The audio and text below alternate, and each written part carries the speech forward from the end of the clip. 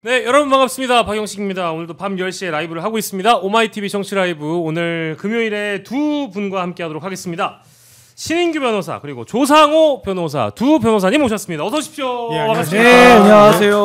아이고 참 요즘에는 잘 지내시냐 안녕하냐 여쭤보기가 좀 죄송스럽습니다. 이게 이제 어제 내려졌던 대법원의 선고 때문에 많은 분들이 굉장히 불쾌하신 하루하루를 또 보내시고 계실 것 같고 지금 저희 이제 방송 시작 전부터 많은 분들이 대안을 얘기해라, 해법을 얘기해라, 너무 분노스럽다, 나이브해지지 말자, 순진하다 이런 얘기 많이 해주시는데요. 제가 뭐 장담 드립니다만 적어도 여기 계신 두 분은 절대 순진하신 분이 결코 아니라는 점, 그리고 오늘 이 방송 끝까지 보신다면 여러분들에게 충분한 대안과 해법이 될 만한 방향들을 제시해 주실 수 있다는 점 말씀드리겠습니다. 자, 근데 우리 조상호 변호사님은 어쨌든 선대위에 계시잖아요.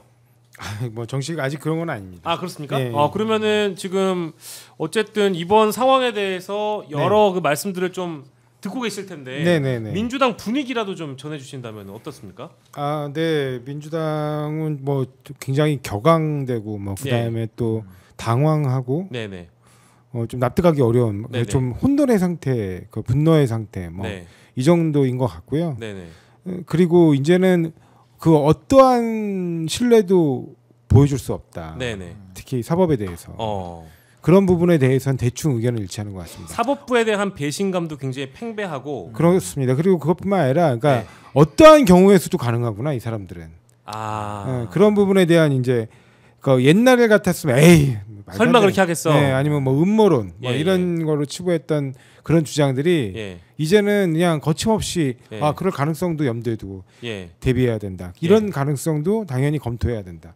그런 상황인 것 같습니다. 아, 그래요. 이게 사실 국민들이 느끼는 분노와 거의 뭐 대동소이하겠습니다만 사실 그보다 더 이 민주당 내부에서는 더 심각성 있게 이 사안을 받아들이고 있을 텐데 그 최근에도 그렇고 오늘까지도 출연하신 많은 이제 민주당 인사들 중에는 뭐 여러 이제 대안들도 많이 주시는 것 같습니다만은 참담한 심경이 다들 아래 이제 기저에 좀 깔려 있는 그런 상황인 것 같아요. 우리 신인규 변호사는 이제 오마이TV 정치 라이브는 이번 주에 처음 출연하셨으니까 어제 대법원 선고에 대한 짧은 또 총평을 주신다면. 우선은 윤석열 내란 이후에 대한민국은 너무나도 그 바뀌어 있는 상황인 건 맞는 것 같습니다. 이게 뭐 그동안에 잠재되어 있던 내란의 뿌리들이 이제는 뭐 커밍아웃 정도가 아니라 거의 내란의 연장전을 치르겠다라는 각오로 지금 사법부까지도 동원된 거 아니냐라는 의심이 들만한 전 그런 일대 사건이라고 저는 보는 거고요. 근데 또 한편에서 이해는 됩니다. 한덕수도 저 이해 안 되는 행동을 계속 하잖아요. 한덕수 후보님 이제 후보라는 말도 입에 안 붙는데 참 뭐 내란 정권의 2인자가 저렇게 대선에 나오는 것도 참 이례적이지 않습니까? 근데 이게 이해가 되는 면이 뭐냐면은 내란이라는 게 수괴, 사형과 무기징역밖에 없어요. 그러니까 이 사람들은 내란을 이미 일으켰을 때 실패하면 어차피 죽는 걸 각오한 겁니다. 그러니까 죽을 각오를 하고 지금도 싸우고 있겠죠. 근데 국민들께서는 내란 당한 것도 너무 큰 트라우마와 충격인데 그 이후에도 대한민국의 시스템이 있으니까 잘 회복되겠지라고 했다가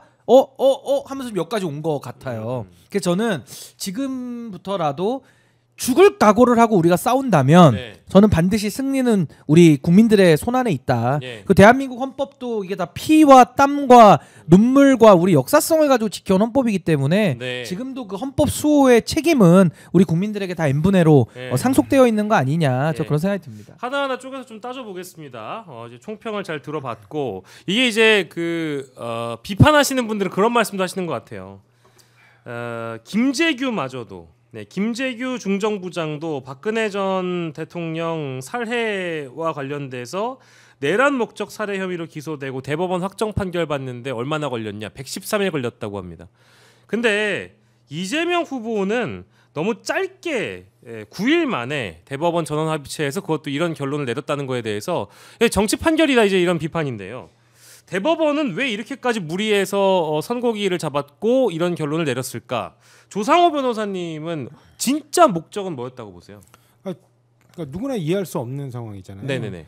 그리고 뭐 오늘 천대엽 대법관도 뭐 보니까 전자로 기록을 다 스캔해 놓은 상태에서 그걸 대법관들이 본 것 같다 그러는데 그래서 아니 그걸 봤다고 치자고요. 뭐 그렇죠. 여론은 봤겠죠. 그 파일 자체에 대한 클릭은 했겠죠. 그러니까 접속 흔적이 있다는 거잖아요. 뭐 그것도 한번 조사해 봐야 돼요. 정말 접속 흔적이 있는 건지 아니면 그냥 그 스캔한 파일들을 제공했다는 거에 그친 건지 그건 봐야 되는데 만 하루 만에 6만 쪽이 넘는 기록을 볼 수 있습니까? 본인들이 초인이에요? 불가능하죠. 아니 그러니까 이제 재판 연구관들이 봐줬다 이러는데 아니 대법관은 안 봐도 돼요. 그러니까요. 연구관이 대신 봐줘. 그리고 우리 역사에서 우리 사법 역사 75년사에서 9일 만에 그러니까 사건이 배당된 뒤로부터 9일 만에 선고한 사례가 있기나 합니까? 찾아볼 수가 없어요. 더더군다나 합의를 이틀 만에 하는 사례가 있었을까요? 옛날에 기록은 그렇게 두껍지 않았어요. 다 손으로 쓰던 시절에 지금 김재규 사건 지금 판결을 말씀하셨는데 그때는 다 수기로 쓰거나 아니면 타자를 쳤기 때문에 기록의 두께가 그렇게 높게 뭐 크지 않습니다. 근데 이른바 워드 프로세스가 도입된 이후로 기록의 분량이 기하급수적으로 늘어나서 지금은 아까 말씀드린 것처럼 6만 쪽 그리고 지금 이런 사건처럼 물증이 없고 객관적 증거가 없고 명확한 증거가 없는 사건 이런 사건들은 대부분 정황 증거를 입증하겠다고 하면서 검찰에서 굉장히 많은 수의 증인들을 신청하거든요. 이 사건 굉장히 간단해 보이잖아요. 50명 넘는 증인을 심리했어요. 그러니까 그 분량이 어마어마할 거 아닙니까? 왜냐하면 그분들이 그러면 법정에서만 했겠습니까? 당연히 아니죠.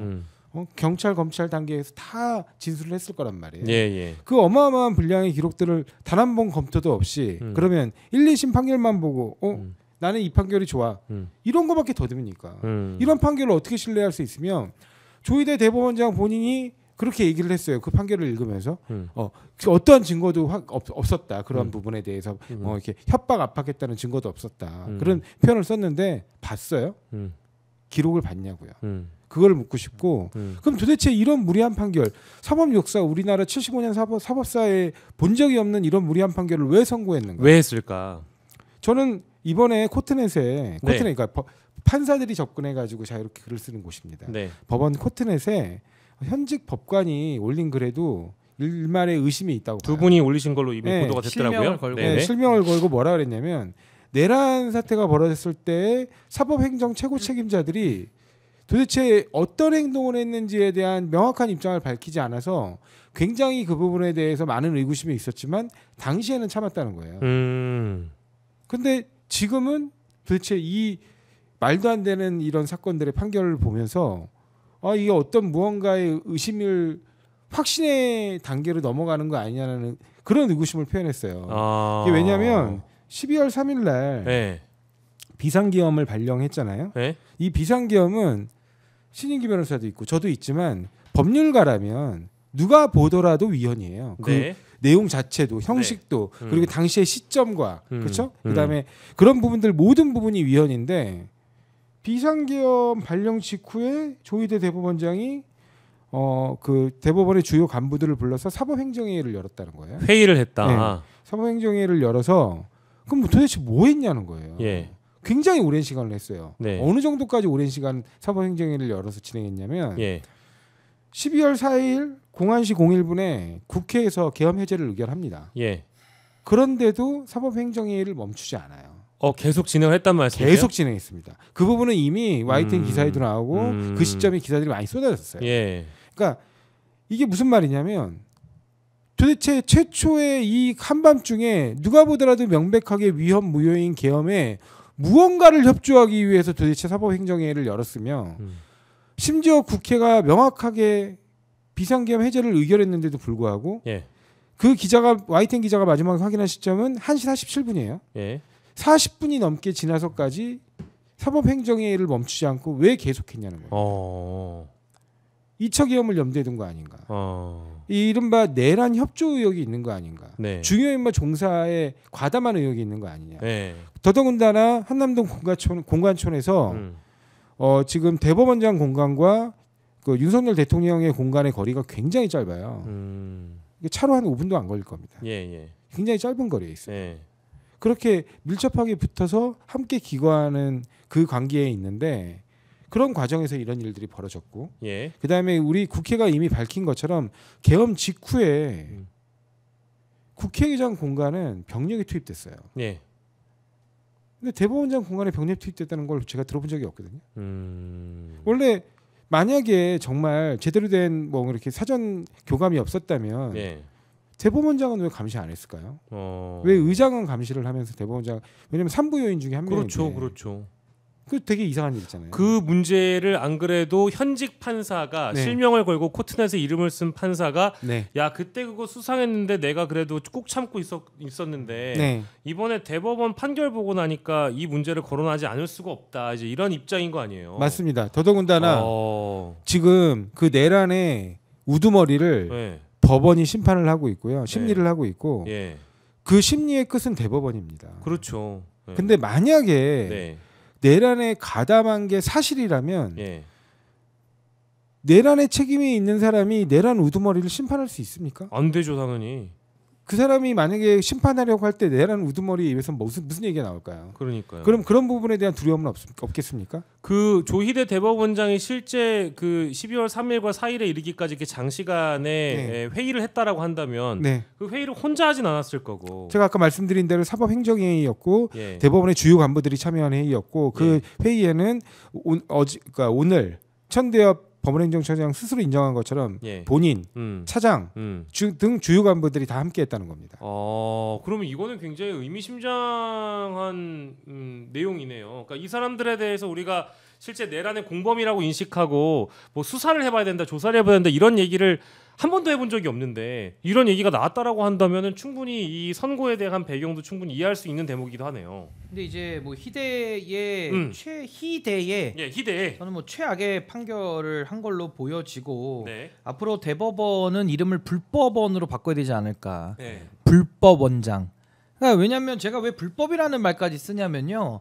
법을 안 지키면 위법이에요. 네. 근데 위법보다 좀 더 강한 성격을 띠면 네. 이제 불법의 단계까지 가는 겁니다, 사실은. 네. 그러니까 저는 지금 이 대법원의 의도는 우리가 알 수는 없겠죠. 네. 뭐 정말 내란 사범들을 봐주려고 하는 건지 아니면 일각에서 얘기하는 것처럼 이재명 후보에 대해서 그냥 성남 지역의 변호사 출신 내지는 서울대를 나오지 않은 그냥 변호사 네. 저나 우리 조상호 변호사님이나 제가 이제 사석에서 우리 선배님 항상 얘기하지만은 그냥 우리 같은 사람들 그냥 일개 변호사로 보는 거예요. 네, 네. 아니 뭐 그렇게 볼 수 있죠. 근데 감히 대통령이 되려고 해? 네. 이거 못 받아들이는 거죠. 대법원의 그 선민 의식이. DNA가 있단 말씀이시죠. 아니 저는 이게 배경은 여러 개가 있다고 봐요. 그러니까 네. 뭐 내란과 관여됐을 가능성과 동시에 뭐 이런 선민 의식, 엘리트주의의 왜곡된 인식 뭐 이런 네. 것들이 복합적으로 작용이 돼서 네. 어쨌든 결과값은 비정상적인 재판을 진행하면서 결국 대법원이 이건 불법원이라는 말을 들어도 반박이 불가한 네. 이게요 무슨 뭐 일부 시민들의 뭐 비판이라든지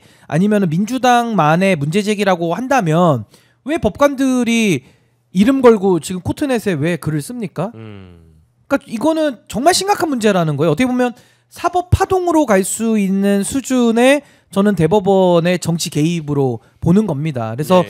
지금 절차 위반에 대해서는 뭐 따지면 이게 한도 끝도 없이 많고요. 네. 그러니까 다 이상한 거고요. 네. 특히나 형사 재판에서 가장 중요한 게 절차적 방어권이거든요. 예. 윤석열이 뭐라 그랬습니까? 본인이 헌법재판 받을 때 그거는 형사소송법을 준용하는 거거든요. 준용을 함에도 불구하고 방어권 달라고 우리 국민들 귀에 고막에 피날 정도로까지 얘기했는데도 부족하다고 했던 거 아닙니까? 예. 그럼 그걸 이재명 대표한테 한번 적용해 보세요. 뭐 제 논리로 얘기 안 해도 네. 윤석열의 논리로 여기에 윤석열을 갖다 놓고 반박해봐 라고 해도 이건 반박이 되는 수준의 네. 대법원이 너무 허접하다. 네. 이 내란 수괴의 논리에도 반박당하는 대법원. 이 불법원에 저는 오늘 좀 국민들의 이제 좀 손을 봐야 될 때가 된 거 아닌가. 아니 근데 이재명 후보를 정치적으로 만약 이제 사법적으로도 만약에 죄송합니다 죽여버리려고 했다면 왜 파기환송을 했느냐. 오히려 그냥 할 거면 깔끔하게 파기 자판해버리고. 그거는 제가 설명드릴게요. 네네. 파기 자판은 했던 예가 없고 네. 이번에 하면은 이제 맞춤형 이재명 대표에 대한 정치적 살인을 위한 그 판단이라는 게 대명천지에 다 드러나기 때문에 네. 대법원이 그럴 만한 용기와 깡따구는 없는 겁니다. 그 양심의 문제가 아니라 용기가 깡따구. 없어서 파기 자판을 못했다. 그래서 저는 비겁하게 도망가는 방식. 저는 그거보다는 이게 파기 자판은 불가능해요. 불법이에요? 왜 불법입니까? 이거 자꾸 파기 자판 하시는데. 그러니까 시나리오로 막 언론들이 검토해 주니까 그게 응당 가능한 시나리오라고 얘기를 하는데 그게 아니란 말씀이죠. 왜냐하면 파기 자판을 하려면 법률심에서 다룰 수 있는 범위에 한정된 사건이어야 돼요. 예를 들어서 이런 경우죠. 유죄 파기 자판은 어떤 경우냐면 형을 별도로 정하는 두 개의 사건이 있을 수 있습니다. 일반 범죄와 뇌물죄, 뭐 일반 범죄와 선거범죄, 선거범죄와 다른 범죄, 뭐 이런 식이죠. 그래서 형을 별도로 정할 수 있는 두 개의 범죄, 아니면 또 예를 들면 어떤 범죄의 중간에 처벌돼가지고 확정된 판결이 끼어 있을 때, 뭐 이럴 때 두 개로 형을 나눠서 선고하기도 하거든요. 근데 그렇게 형을 별도로 선고할 수 있는 판결에서 어느 한 사건만 무죄로 파기하는 경우예요. 그럴 때는 법률에 따른 판단이니까, 예를 들면 A 범죄에 대해 1년, B 범죄에 대해 2년을 선고했는데 B 범죄에 대해서 만약에 무죄 취지로 파기를 해버리면 2년이 날아가잖아요, 당연히. 그러면 명확하게 1년만 남는 게 분명하잖아요. 이때는 파기 재판할 수 있죠. 근데 이런 경우가 아니라 유죄 선고를 파기 재판하는 건 양형 심리 단계로 들어갈 수밖에 없기 때문에 양형은 뭐죠? 양형에서 고려 사항이 뭐죠? 범행 전후의 정황, 그 다음에 뭐죠? 그 이후에 뭐 피고인의 태도의 반성, 뭐 그런 여러 사항들을 검토를 해야 돼요. 피고인의 재산 관계, 가족과의 유대 관계, 이런 것들, 그런 것들이 법률 사항입니까? 사실인정 사항이거든요. 그런 부분은 대법원이 권한이 없어요. 그래요. 그러니까 그 주진우 의원이 뻥치고 다닌 건데. 뻥치고 다니는 거예요. 그러니까 파기 자판은 피고인한테 낚여가지고 언론들이 다 이렇게 써줬다는 얘기예요?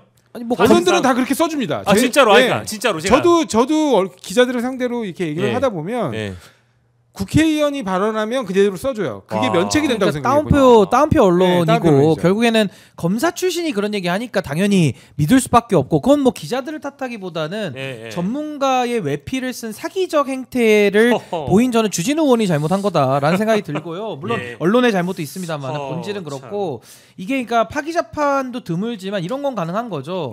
2심에서 유죄가 나왔는데 대법원에서 봤을 때 이건 무죄다. 법리적으로 법리 오해로 하나 있는 사례가 그러면은 이거를 굳이 돌려보내가지고 재판을 할 필요가 없으니 그냥 무죄를 때리는 거죠. 이걸 왜 그렇게 파기 재판을 하냐면 이익이 되니까 피고인한테 그거 가능해요. 근데 역으로 빨리 재판 절차에서 해방시켜요. 근데 역으로 2심에서 무죄가 나와서 이익이 있는데 그걸 대법원에서 불이익한 유죄로 바꾸려고 그러면은 양형 단계도 뛰어넘었기 때문에 당연히 파기환송으로 유죄 취지 지금처럼 보내서 고법에서 다시 한번 하는 거죠. 사실심의 최종심이니까 사실심에서. 근데 이걸 갖다가 주진우 같은 자가 나와가지고 뭐 계속 헛소리를 해대니까 파기재판 얘기했는데 파기재판 가능성은 제로고 결국에는 상고기각 내지는 파기환송이고, 저는 파기환송의 가능성은 0.0000001%를 봤는데 그게 나온 거죠. 아주 이례적인 게 나온 거죠. 그러니까 다음 얘기 또 하기 전에 사실은 아까 조상호 변호사님이 말씀해주신 부산 지역의 한 부장판사와 청주 지역의 한 부장판사가 자신의 실명을 걸고 이 법원 내부망에다가 비판의 글을 올렸다라는 거 언급해 드리겠습니다. 그죠. 하나만 더 말씀드릴게요. 이게요, 그 지금 공직선거법 사안이잖아요. 이게 해석이 되게 갈리는 부분이거든요. 그러니까 예를 들면 이재명 대표의 그 발언의 취지부터 법률 적용, 뭐 사실에 대한 판단, 의견, 뭐 행위, 뭐 이런 게 지금 다 판단의 여지가 있는 거잖아요. 그럼 우리 형사법의 대원칙이 뭐냐? 라틴어 한번 쓰겠습니다. 라틴어 한번 쓰세요. In dubio pro reo 원칙. 이거 대학교 1학년 때 다 배우거든요. 의심스러울 때는 피고인의 이익으로라는 라틴어의 명제입니다. 이거는 전 세계의 형사법정에서 다 쓰는 거예요. 그러니까 적법 절차의 원칙, in dubio pro reo 원칙, 이 두 가지는 형사 재판의 생명이란 말이에요. 절차를 지키고 의심스러울 때는 피고인의 이익으로. 그래서 우리가 명확성의 원칙이 그렇게 중요한 거 아니에요. 위헌 판단에서도 명확성 원칙 어긋나가지고 위헌 나는 경우가 태반인 거예요. 그 정도로 중요한데 우리 형사소송법에도 그 취지로 명기되어 있는 게 있죠. 무죄 추정의 원칙. 그렇죠. 헌법에 그게 헌법상에 걸리고. 인두비오 프로레오예요. 요게 이제 라틴어인데. 그래서 저는 이겁니다. 아니 의심스러울 때는 피고인의 이익으로 하는 게 형사법정의 제 원칙인데 이번에 보세요. 우리 판사들이 판단을 판사에 따라서 다르게 하면 재판이 되겠습니까? 그렇죠. 예를 들어 A 판사, B 판사 제가 고를 수가 없잖아요. 무작위 배당인데 같은 사안에 같은 법조를 정하는데 A 판사 판단 다르고 B 판사 판단 다르면 그 되겠냐고요. 그러니까 대법원에서 판례도 정리하고 사실상 구속력을 판례에 주는 거거든요. 그렇죠. 그 원칙 때문에. 근데 이번에 보세요. 이재명 대표 사안에 대해서 제가 산술적으로 더해보겠습니다. 1심 판사 3명이죠. 2심 판사 3명이죠. 그렇죠. 대법관 12명이죠. 그렇습니다. 그중에 5명의 법관이 이재명 대표 무죄라고 명확하게 얘기를 했고요. 나머지 5명을 뺀 나머지 사람들 한 10명 정도 13, 4명 되겠네요.